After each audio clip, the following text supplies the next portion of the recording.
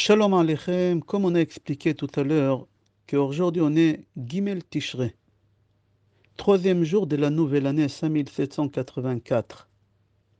Aujourd'hui on l'appelle Tzom Gedalia, le jeûne de Gedalia.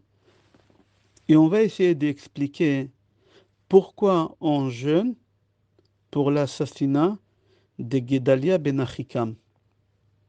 C'est rapporté dans le livre Zacharie chapitre 8 que ce jeûne-là d'aujourd'hui on l'appelle le septième jeûne. Pourquoi? Parce que le mois de Tishrei, c'est le septième mois de l'année.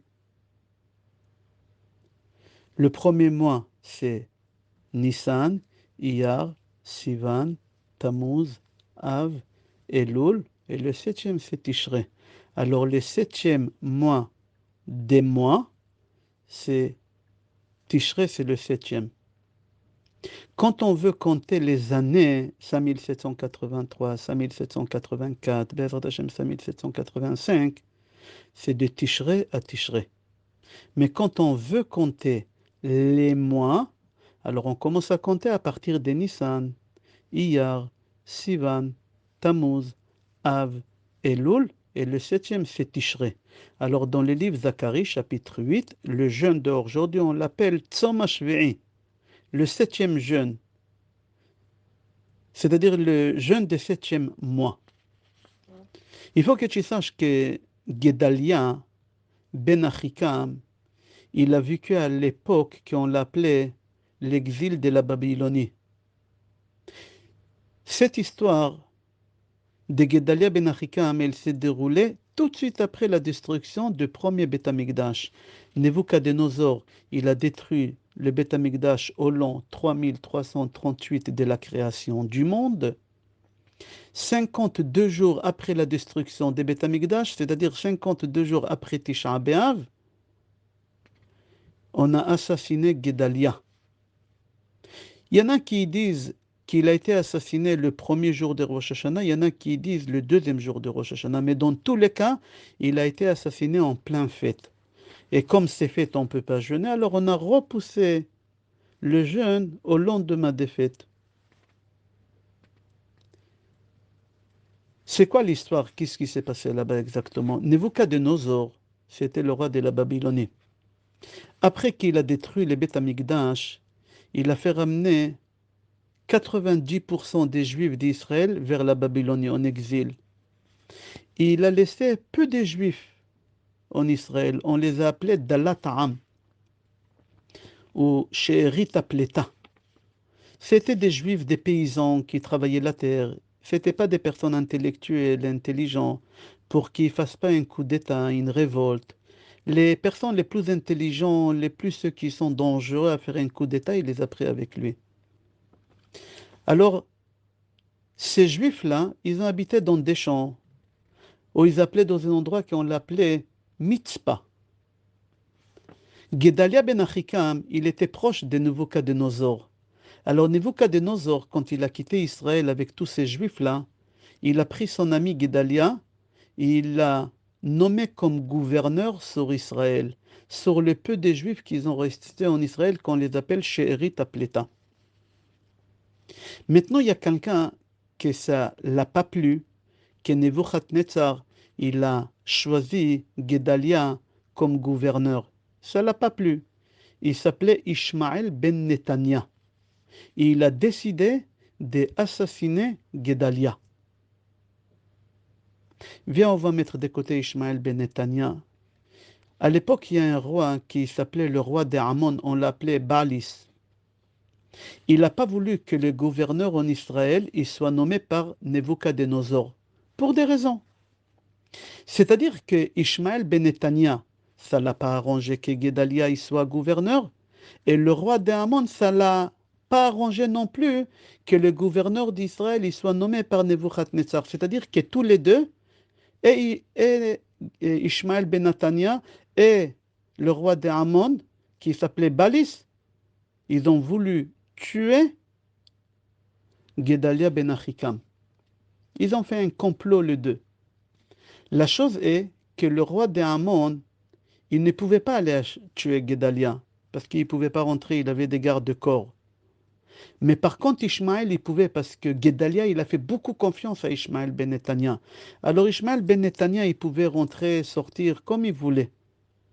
Alors, le roi d'Amon, Balis, il a dit à Ishmaël ben Netanya, je te donne tous les moyens pour pouvoir l'assassiner. Assassiner Guédalia. Ishmaël, il a accepté. Pourquoi il a accepté? Quel intérêt Ishmaël il avait pour tuer Guédalia? Parce que Ishmaël, il était de la tribu du roi David. Il était descendant du roi David. Et il a dit, celui qui doit gouverner Israël, c'est que quelqu'un de ma famille, c'est moi. Je descends du roi David, du royaume de David. C'est pas Guédalia. Guédalia, c'est un juif simple. Alors, qu'est-ce qu'il a fait Ishmaël? Il était d'accord de tuer Guédalia. Mais Ishmaël, il a dit à Amon, regarde, moi, j'ai pas la force physique. Moi, je vais faire en sorte de pouvoir faire rentrer un soldat de tes soldats pour tuer Guédalia. Ok.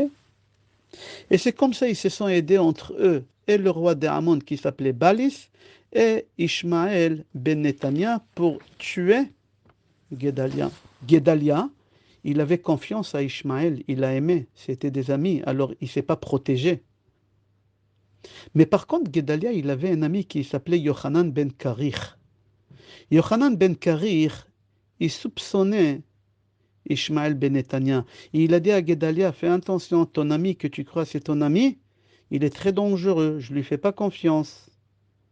Comme on dit en français, Dieu protège-moi de mes amis, je m'occupe de mes ennemis, je te préviens. Guédalia, il a dit, je n'écoute pas la Shonara, on est en plein jour de Rosh Hashanah, c'était plein jour de Rosh Hashanah. Je ne crois pas, je n'accepte pas le Lashonara. Et Guédalia, il n'a pas accepté, il n'a pas fait attention. Et Ishmaël, il a choisi un bon moment pour tuer Guédalia. Au moment que Yochanan ben Karich s'est éloigné, Ishmaël il est venu, il l'a tué. Il est rentré dans la tête de Guédalia et il l'a tué.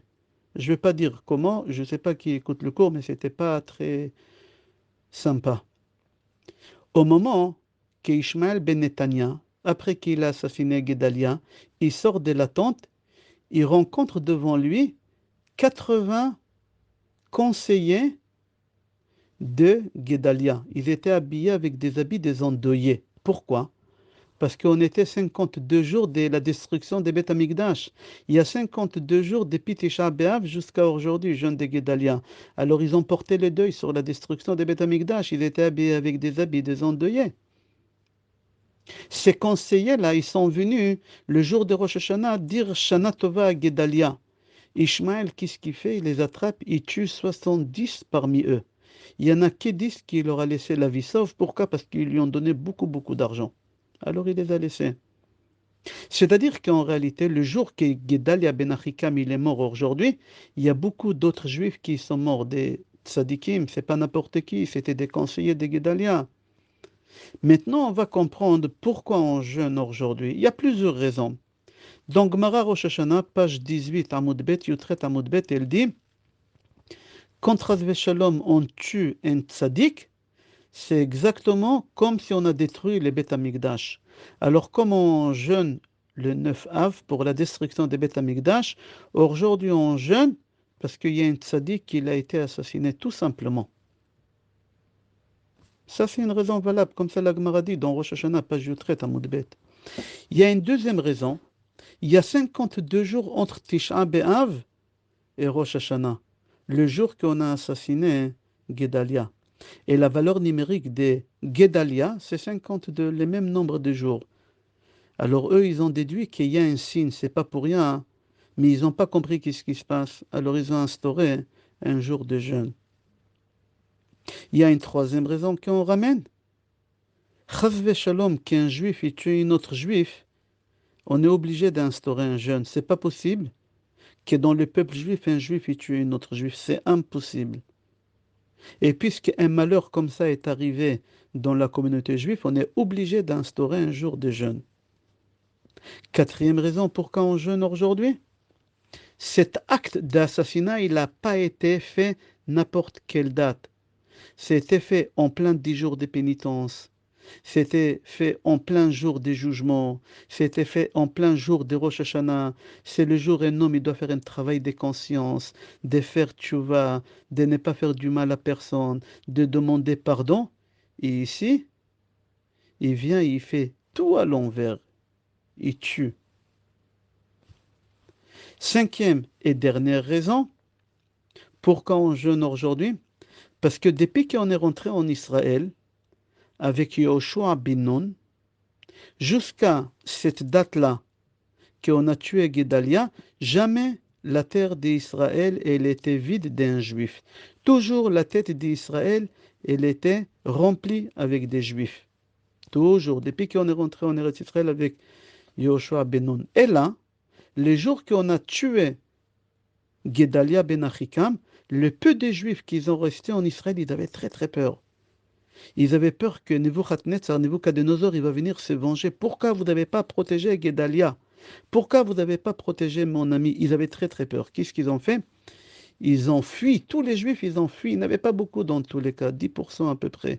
Ils ont tous fui vers la Syrie. Ils ont tous fui vers la Syrie. C'est-à-dire que c'est la première fois de l'histoire juive qu'il n'y a pas un seul juif en Israël. C'était le jour de Rosh Hashanah. Et c'est pour ça on jeûne, parce qu'il n'y a pas de juifs en Israël. Voilà l'histoire de jeûne de Guédalia en gros.